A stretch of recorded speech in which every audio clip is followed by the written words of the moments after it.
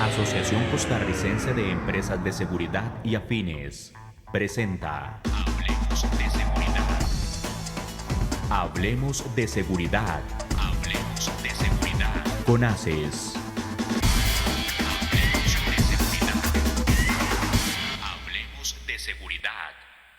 Cámara de Exportadores de Costa Rica, Cámara Costarricense de Navieros, Cámara Nacional de Transportistas de Carga y la Asociación Costarricense de Empresas de Seguridad te invitan al 5º Congreso de Seguridad de las Mercancías en la Cadena Logística. Su cita es el 2 de septiembre, Salón Cheripo, Hotel Crown Plaza, Corobicí. Patrocinan Sociedad Portuaria Caldera, DHL, CIPSA, Dow, Transportes Refrigerados HL y MERX, con el apoyo de Procomer. Más información al teléfono 7275-0571.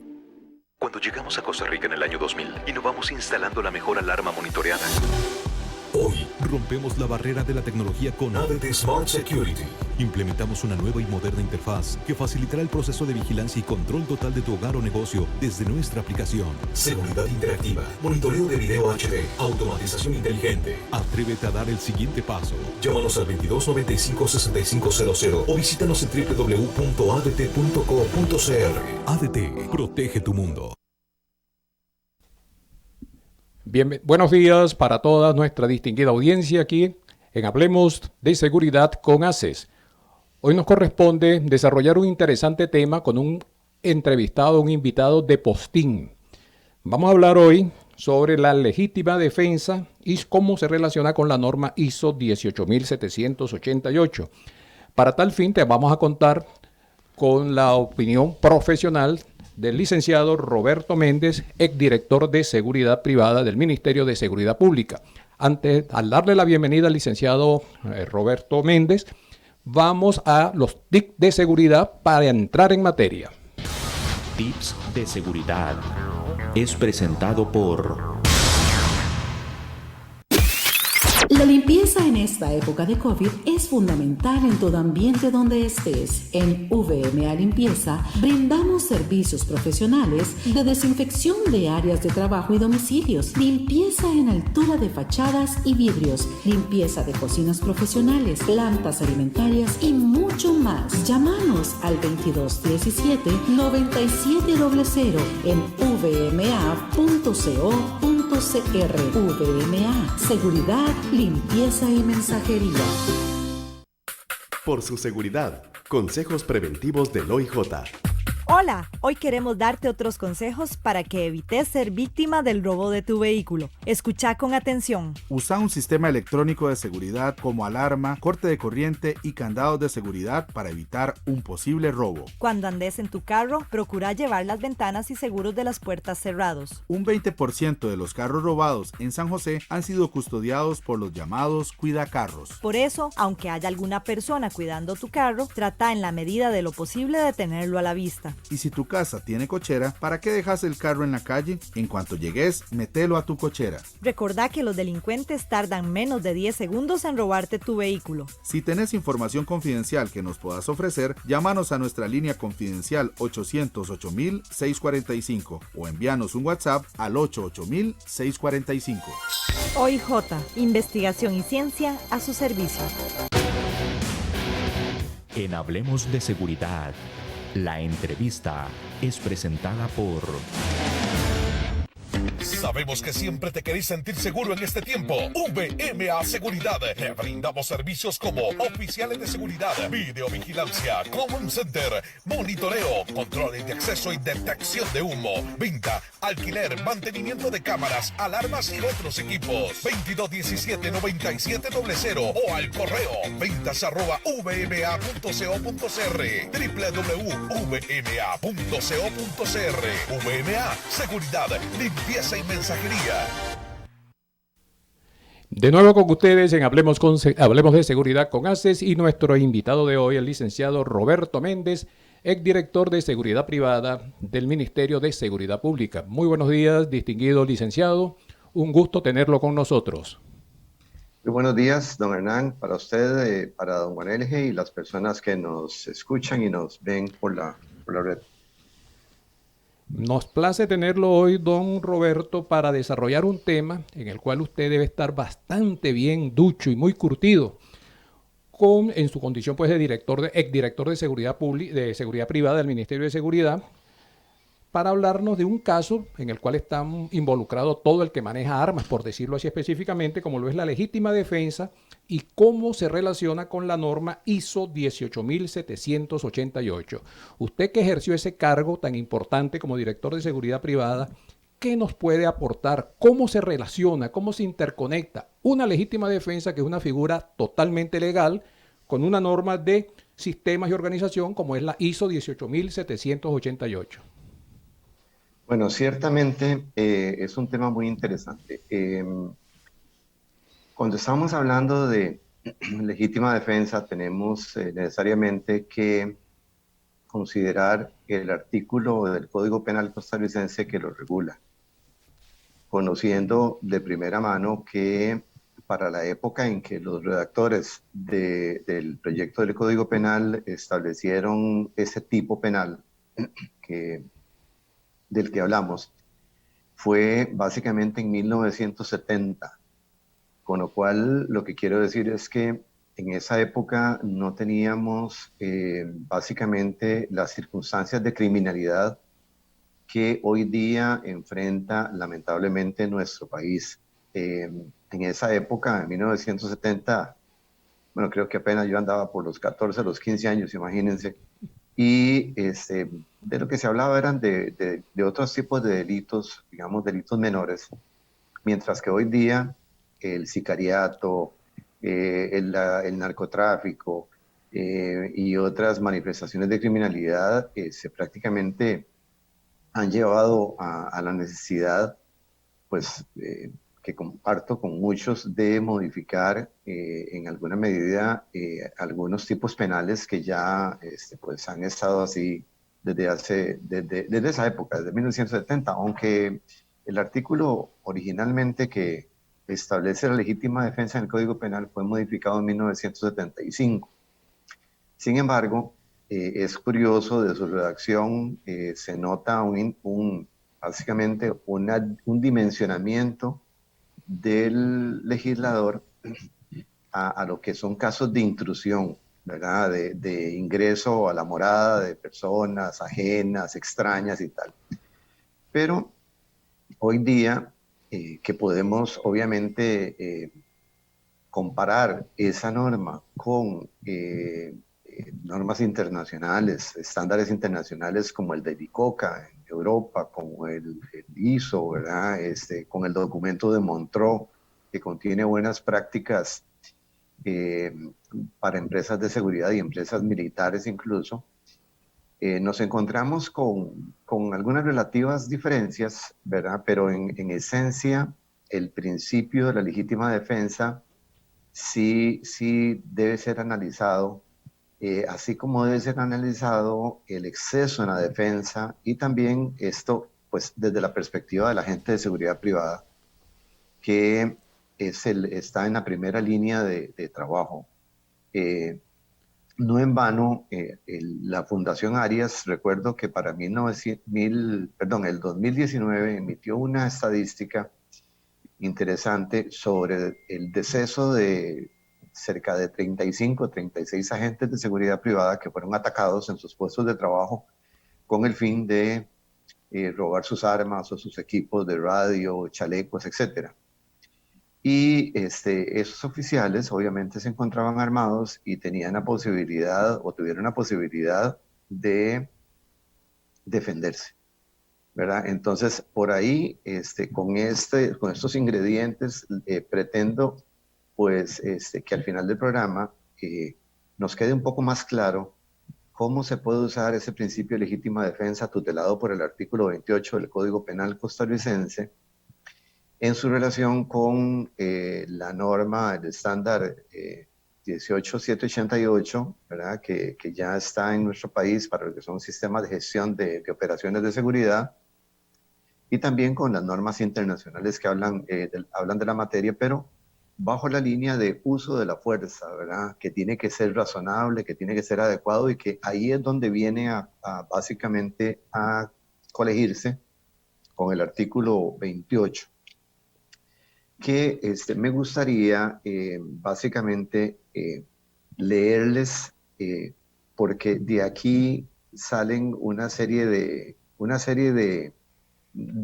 consideraciones. Vamos a ver, y leo, artículo 28 del Código Penal costarricense. No comete delito el que obra en defensa de la persona o derechos propios o ajenos, siempre que concurran las siguientes circunstancias.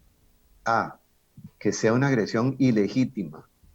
Y B, que haya una necesidad razonable de la defensa empleada para repeler o impedir la agresión.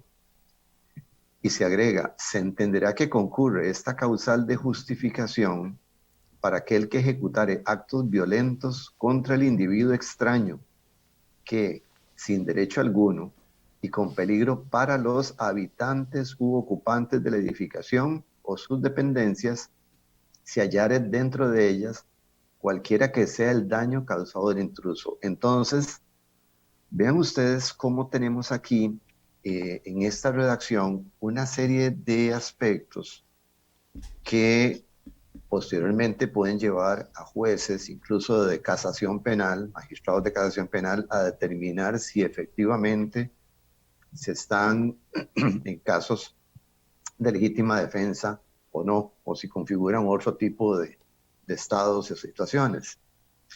Y para ir desmenuzando el artículo 28 y luego hacer la relación con lo que establece la norma 18788, tenemos que decir que la legítima defensa es básicamente una figura que se conoce como eximente de responsabilidad penal. O sea, nos exime de responsabilidad penal siempre y cuando se encuentren esos supuestos de pues tener una causal de defensa, ¿verdad? Y de tener básicamente esa necesidad de recurrir a esa defensa. Ustedes ven ahí o escucharon que no se comete delito. Esto quiere decir, esa es la causa eximente de responsabilidad. No puede ser nadie procesado penalmente si se encuentra básicamente en los presupuestos de la legítima defensa, con lo cual, pues obviamente, no se iría a un proceso penal, no habría responsabilidad, etc. Pero es para quien obre en defensa de la persona o derechos, y quiero decir aquí con derechos, porque en la persona obviamente se combinan los derechos, el derecho a la vida, pero también hay otros derechos, el derecho a la alimentación, el derecho a la educación, en fin, hay una serie de derechos ya ahora tutelados, que nos lleva a pensar, bueno, yo puedo utilizar la legítima defensa no solo cuando se trate de mi vida, que esté en peligro grave, inminente y que no pueda ser evitado por otro medio. Y vamos a decir, por ejemplo, en la calle yo puedo andar con mi familia y si alguien viene desde la acera de enfrente y me dice, mira, te voy a asaltar o te voy a matar, si no me das el dinero, yo tengo varias opciones ahí. Yo puedo correr, puedo, pues obviamente apartarme del lugar porque la persona puede estar muy, muy lejos de mí, en fin.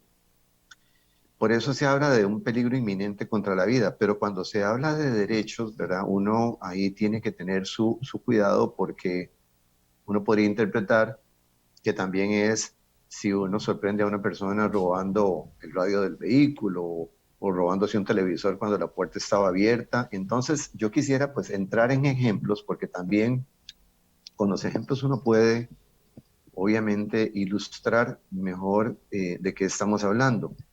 Pero continúo, pueden ser derechos o puede ser la vida propia o ajena. O sea, un agente de seguridad, para ir entrando ya en materia, no solo puede defender su vida utilizando un medio idóneo, ¿verdad? Para repeler, ¿verdad?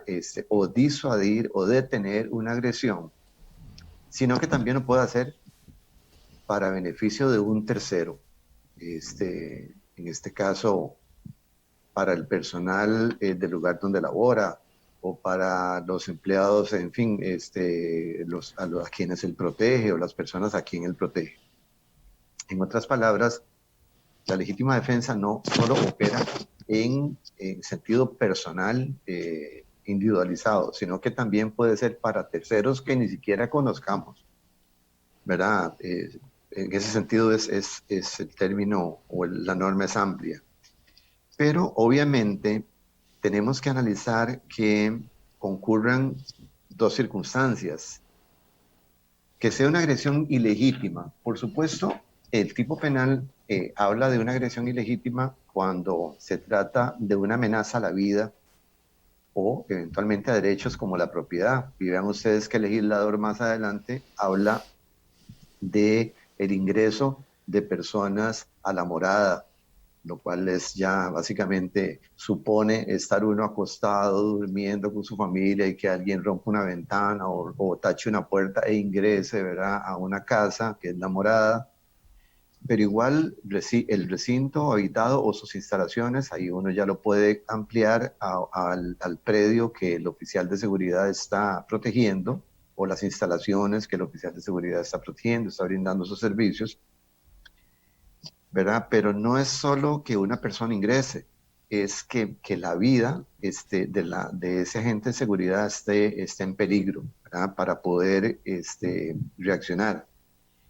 Y que haya una necesidad razonable de la defensa empleada. La norma da para poder hablar aquí horas, pero vamos a tratar de ser muy resumidos.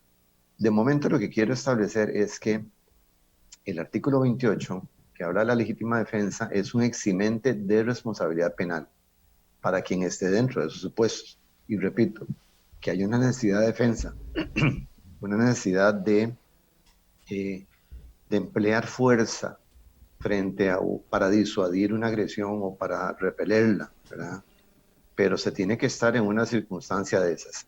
Voy a poner un ejemplo que ocurrió con un ciudadano en Tibás cuando tuvo que salir de noche en horas de la madrugada a un centro médico para recibir una atención. Iba con la esposa. Cuando él regresa a su casa, la esposa se baja para abrir la cochera. En ese momento, el momento en que la esposa está abriendo la cochera, el portón de la cochera, dos sujetos se aproximan a la ventanilla del conductor y lo amenazan con un arma de fuego y le dicen que entregue el vehículo. Esta persona, acostumbrado a portar armas, la guarda cerca de su asiento, en medio del asiento, el freno de mano, digámoslo así, y él saca el arma y en ese momento el delincuente le dispara y lo hiere en el hombro. Entonces él responde al fuego e impacta al delincuente número 1, lo impacta en el pecho y el delincuente cae, mientras que el segundo delincuente huye de la escena y corre.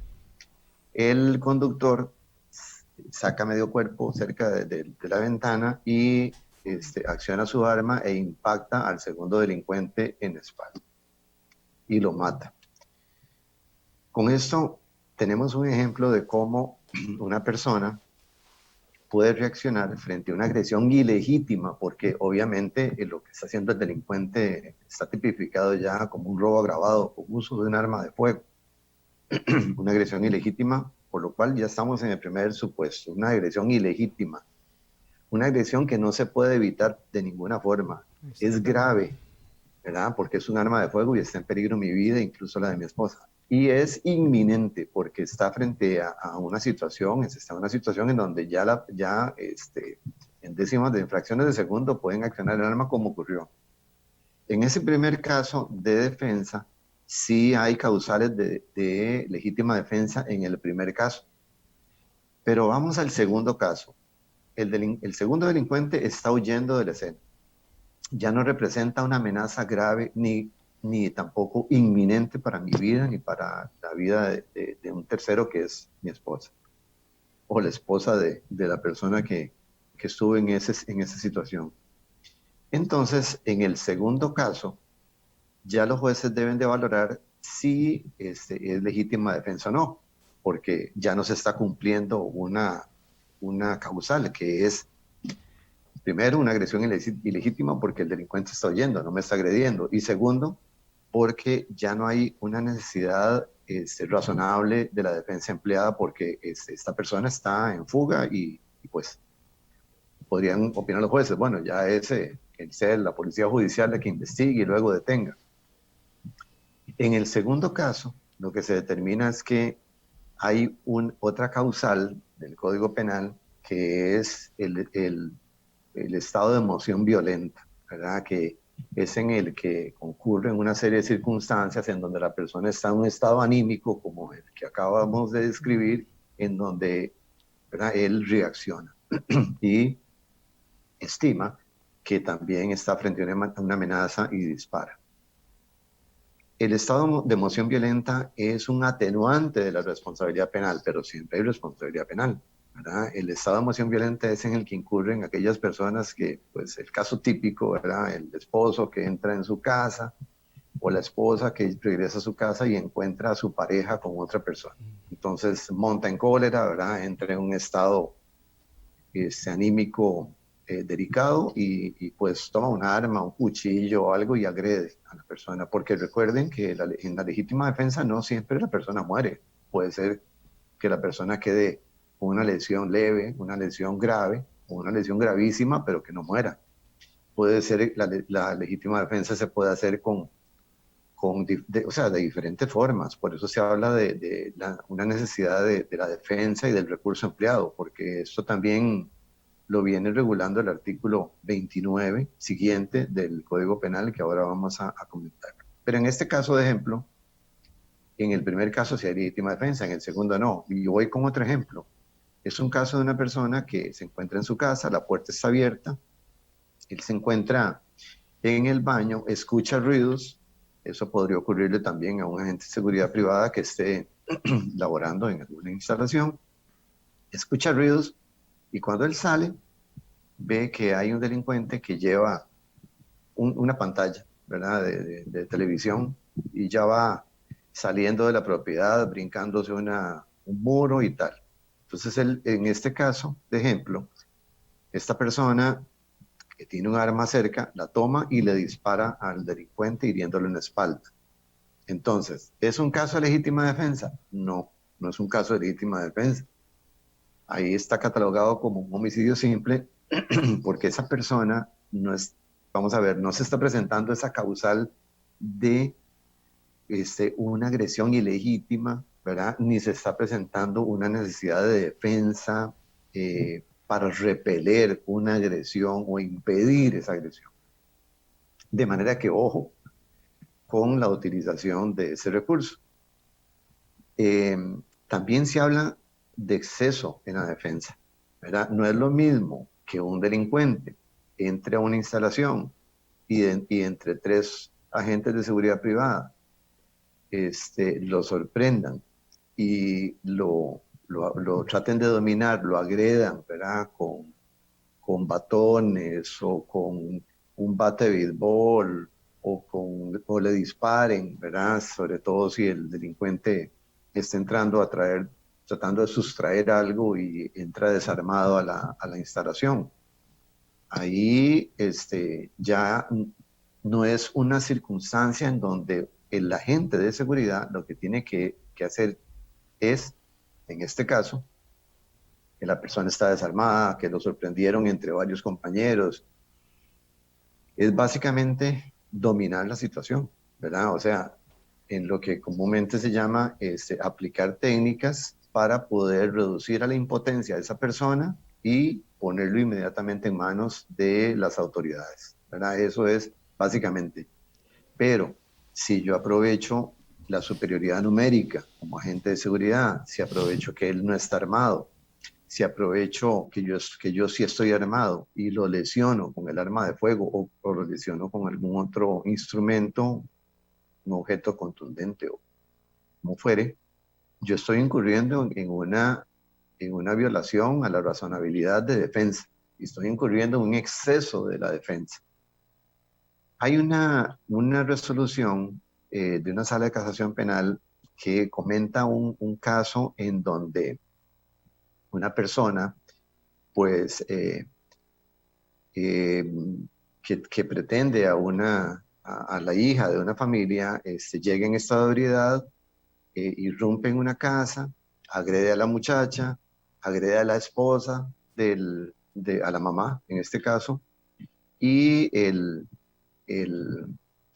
victimario, digamos que es el esposo y papá de la muchacha, con un machete, agrede en procura de defender, ¿verdad? De contrarrestar o de repeler esa agresión que está haciendo esta persona que está en estado de ebriedad, lo agrede con el machete y le causa una lesión. Pero cuando ya está en el suelo, ¿verdad? Lesionado, no solo ya contuvo la agresión, la repelió con lo que pues tenía en su mano, que era un machete, sino que le da, como lo dice la resolución, 4 cinchazos más en la espalda. Así literal, 4 cinchazos más. Ya eso es innecesario, porque ya la persona está dominada, ya la persona ya su acción está detenida, ¿verdad? Ya lo que dice es repeler o impedir, ¿verdad? Ya entonces, con la primera acción, repelió e impidió ya la continuación de la agresión, de manera que ahí paramos.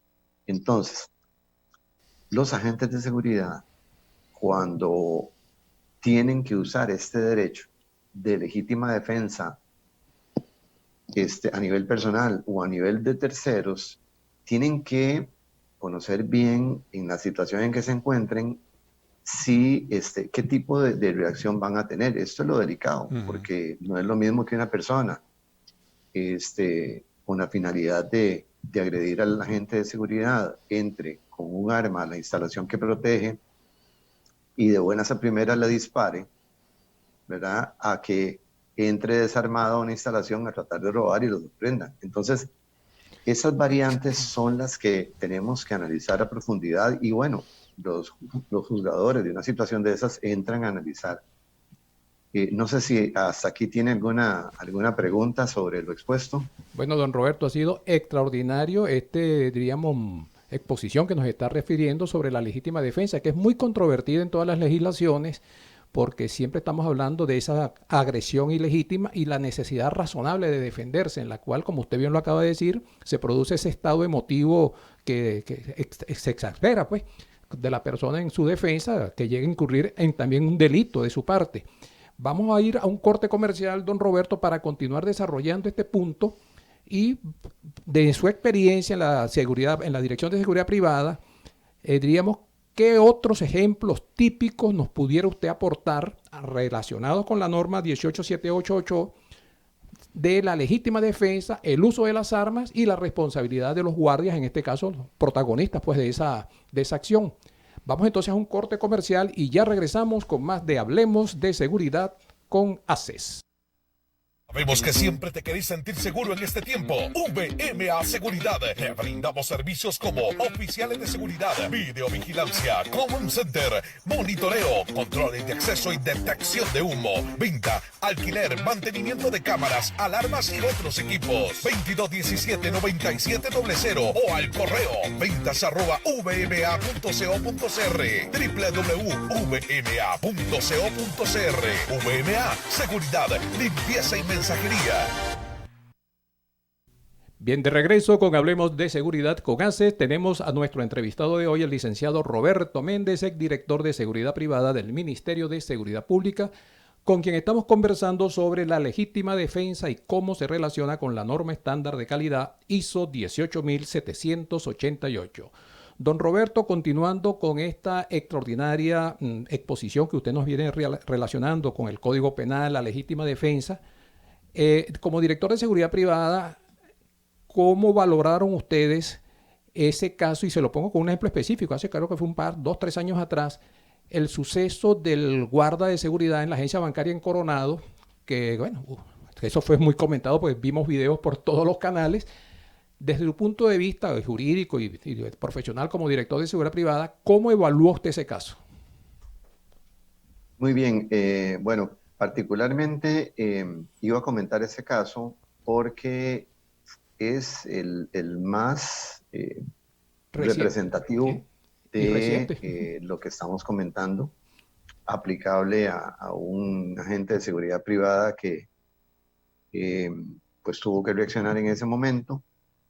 Y de marzo del 2016 a julio del 2020, en mi tiempo laboral como director de seguridad privada, no tuvimos una experiencia tan crítica, desde el punto de vista de órgano de control y fiscalización, como ese caso, que obviamente la dirección en estos o en casos similares se mantiene a la expectativa de lo que resuelvan los tribunales de justicia. Sin embargo, el criterio en este caso fue, pues obviamente, que el agente de seguridad había practicado bien y estaba frente a las circunstancias eximentes de responsabilidad penal que establece el artículo 28 del CITA, el Código Penal. Si analizamos a profundidad el tema, porque mucha gente consideró que el agente de seguridad privada que se encontraba protegiendo una instalación bancaria no debió salir a la acera, ¿verdad? O al estacionamiento de la entidad bancaria para proteger la vida de esa persona y tal, pues lo cierto es que se equivocan. O sea, el oficial de seguridad privada no debe estar como un estático ahí, como una piedra, ¿verdad? En su puesto de trabajo, porque también tiene que proteger el entorno de la instalación que cuida, obviamente. Y en una entidad bancaria, y lo digo por experiencia como exdirector de seguridad del Banco Nacional de Costa Rica durante 20 años aproximadamente, en donde tuvimos muchos casos, como el caso Santa Elena en Monteverde y otros, en donde también se aplicó el principio de legítima defensa por parte del agente de seguridad.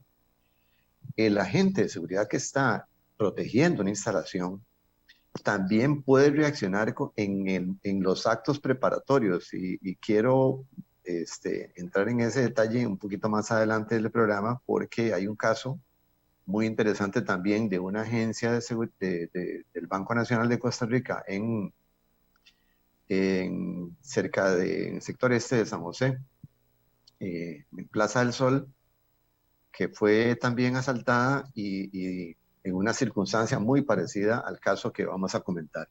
En el caso de Coronado, el agente de seguridad está realizando bien su trabajo. Él está atento, se mantiene atento no solo a lo que ocurre en el interior de la agencia protegida, sino en la parte exterior de la agencia. Eso es importantísimo. El agente de seguridad hoy día, con el tema del COVID, está pues entretenido en que se puso alcohol, en que se quite por favor el tapabocas para que la cámara de ingreso pueda grabarlo.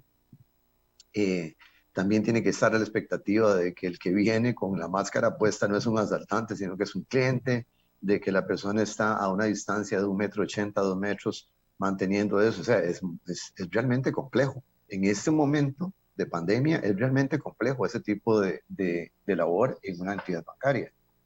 En aquel momento en donde no teníamos, obviamente, pandemia, el agente está muy atento en su trabajo. Él no está descuidando ni la parte interna ni la parte externa. Es por eso que él se percata del asalto en proceso.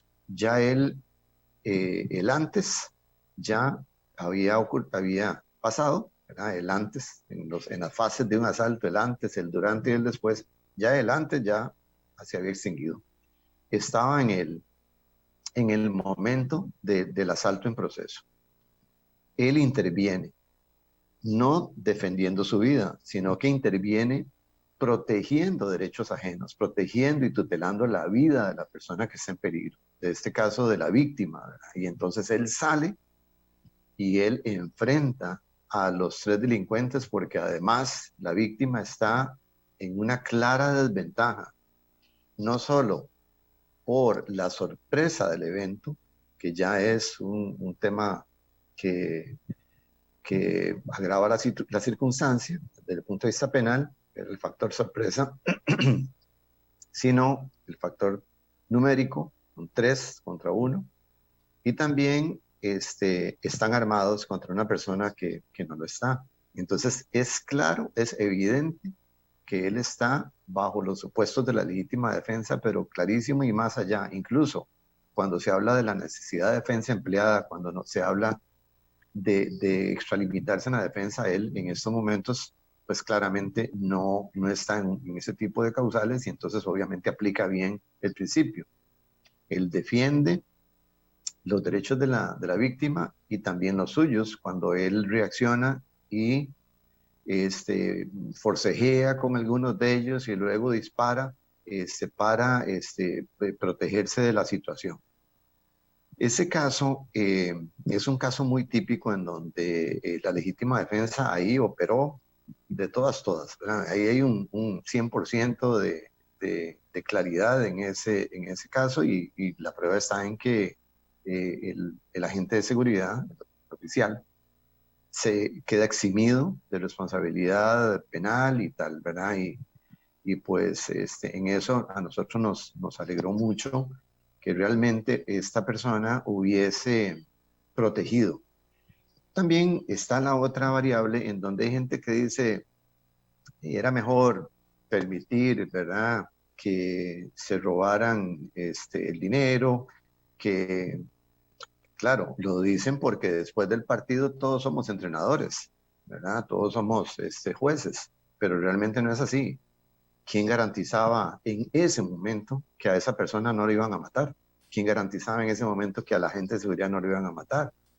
O que simplemente el interés no era llegar a sustraer el dinero y a retirarse. Uno puede presumir en ese momento, asumir que el delincuente tal vez la intención no es matar, nada más robar y retirarse. Que eso es una presunción con la que muchas veces los responsables del área de seguridad hemos manejado. Bueno, ¿cuál será el interés del asaltante, verdad? Agravar ese tipo de conducta, matando a alguien, exponiéndose a una condena de homicidio, o simplemente será llegar, intimidar, recoger el dinero y largarse, ¿verdad? Con lo cual dejémoslo que lo haga, ¿verdad? Eso es una variable con la que cuando estamos manejando temas de seguridad bancaria se utiliza mucho, o sea, se analiza mucho. Entonces, simplemente no hagamos nada, dejemos que la persona ingrese o que simplemente afuera salten al cliente, pero recordemos que en este tipo de modalidad delictiva, ¿verdad?, el asalto a clientes bancarios, han habido muchas personas heridas y eventualmente muertas, porque el delincuente en su ánimo de dominar, en su ánimo de asegurarse el resultado de sus actos, incurre en una lesión, y la lesión puede ser la muerte, perfectamente, porque la línea en ese momento es muy tenue entre el asalto y el homicidio.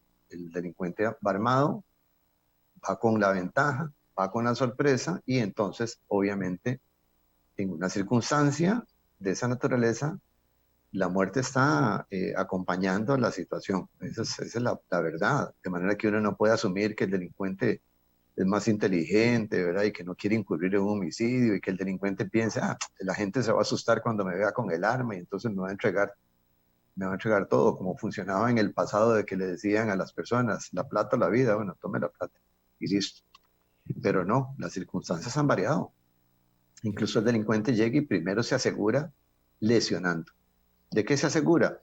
De que no haya resistencia de la víctima. Entonces tenemos una lesión, y puede ser la muerte. Ya no es aquello de la plata o la vida, ahora es de una vez el delincuente asegurando el resultado de sus actos. Por eso es que muchas veces oímos la premeditación, la alevosía y la ventaja, ¿verdad? Que son temas comúnmente desarrollados por analistas en materia jurídica. De manera que, en este caso concreto, el agente de seguridad, en mi criterio, actuó bien.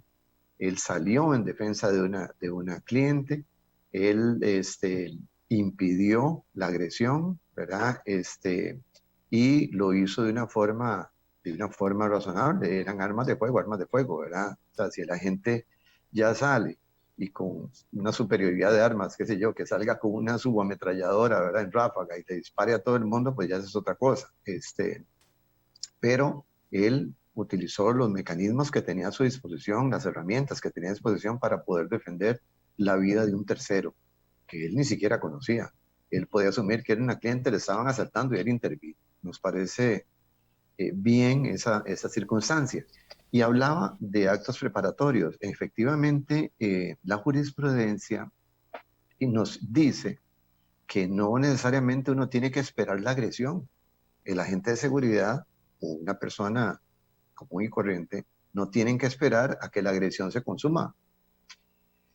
En el iter criminis, que se habla en procesos penales, el iter criminis es cuando una persona con la idea de cometer un delito, primero va y compra un arma de fuego, la inscribe o no, simplemente la deja ilegal, compra un arma de fuego, la consigue en el mercado negro o la roba por ahí, va y practica, ¿verdad?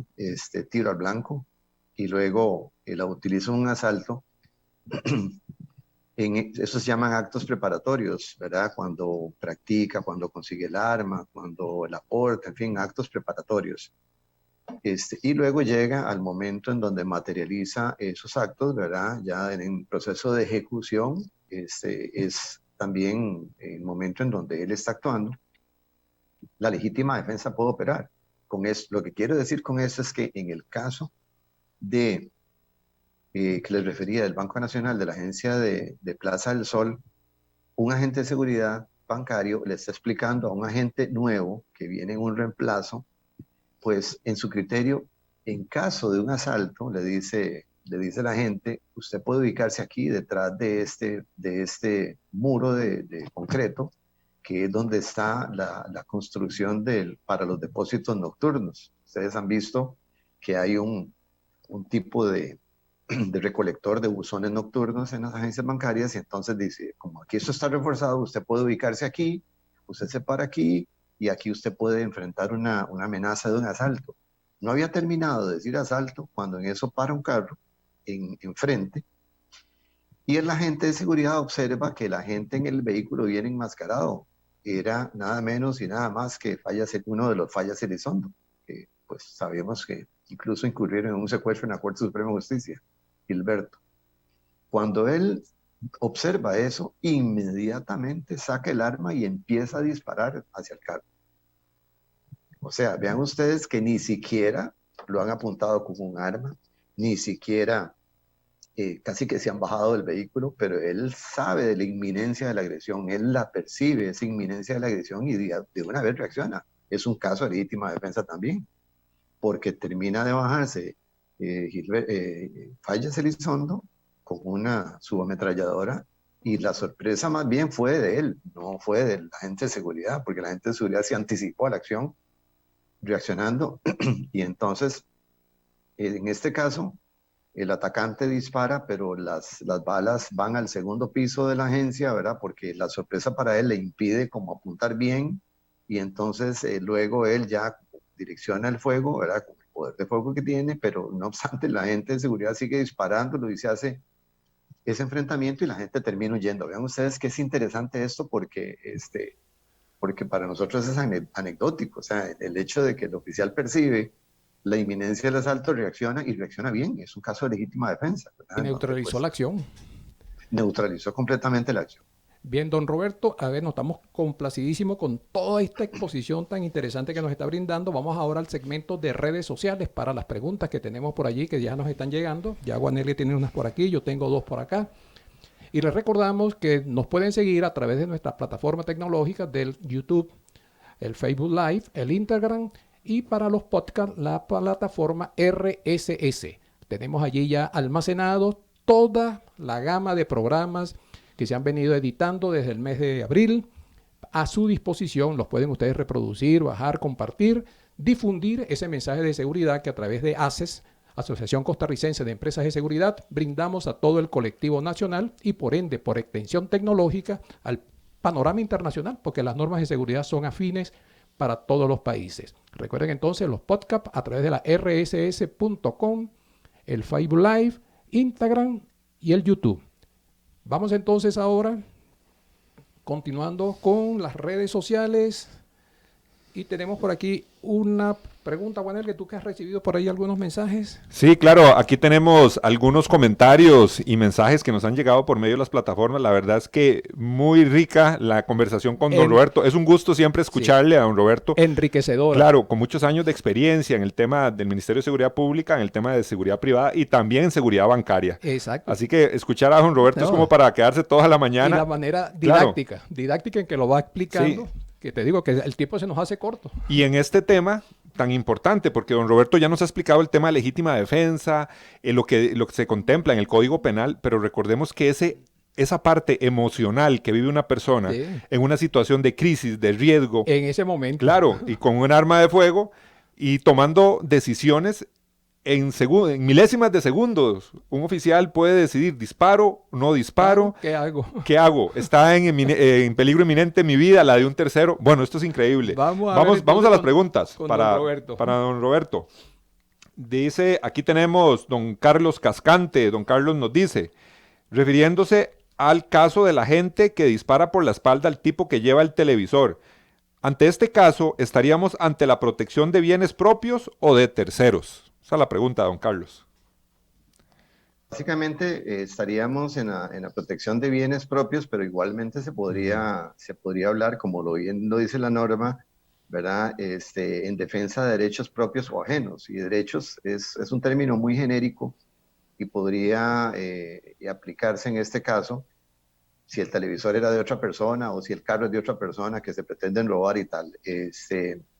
Lo cierto del caso es que la legítima defensa es contra una agresión, y así se ha decantado básicamente la jurisprudencia, una agresión en donde está en peligro la vida de la persona. Claro que si es el bajonazo de un vehículo y es con un arma de fuego y la persona reacciona y mata, pues ahí es un caso de legítima defensa, por supuesto.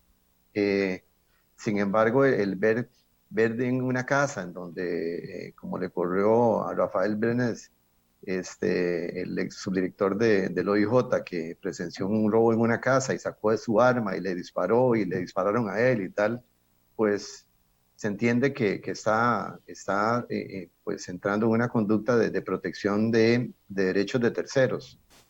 Eso es un tema de cuidado, ¿verdad? Yo preferiría centrarnos en una agresión ilegítima, grave e inminente a la vida de la persona, de la agente de seguridad, o bien de un tercero. Y quedarme por ahí, porque bien se puede hacer un disparo al aire por ahí, perdón, al aire no, porque luego la bala cae y puede lesionar a alguien. Puede tratar de amedrentarse en una situación de detenerse, pero es básicamente, para mi criterio, una agresión ilegítima a la vida de uno o de un tercero. Magnífico, don Roberto. ¿Tenemos otra preguntita por allí? Tenemos varios comentarios, pero creo que vos también tenés... Por aquí tengo yo, don Roberto, Carla Monge, que nos pregunta, como habíamos anunciado que teníamos la legítima defensa y la norma ISO, que ¿qué logra una empresa que implemente la norma ISO en el caso de empresas de seguridad? Sí, me iba a referir a eso. La norma ISO 18788, así como ICOCA en Europa y como dice el sector en Suiza, dentro del documento de Montreux, de buenas prácticas, habla del uso de la fuerza. Aquí hacen referencia clara a que el agente de seguridad está en todo su derecho de utilizar una fuerza medida para repeler o impedir una agresión. En este caso, el uso de la fuerza podría ser el uso de un arma de fuego. Pues obviamente, si el agente de seguridad está percibiendo un ataque a su integridad física o en su instalación y es gente armada, y él ya de previo percibe que la gente está armada, que tiene la intención y todo, pues obviamente él puede defenderse, está en todo su derecho. Pero el uso de la fuerza lo refieren básicamente a que la agente de seguridad debe tratar de dominar la situación, repeler la agresión primero, ¿verdad? Impedir la agresión, eso es lo primero. Una vez que el atacante cesa la agresión, pues viene un proceso de dominación para luego entregar lo más prontamente posible al autor de esa agresión o de ese intento a las autoridades. Con esto quiero decir que si un agente de seguridad de noche en un recinto que está protegiendo, escucha ruidos, él puede encender luces. Si ya es, digámoslo, pongámoslo más crítico, una sombra, ¿verdad?, que se abalanza hacia él no puede percibir si esa sombra la persona está armada, ya es de noche, el recinto está cerrado, él es el único que está ahí, ha ocurrido múltiples ocasiones, él perfectamente,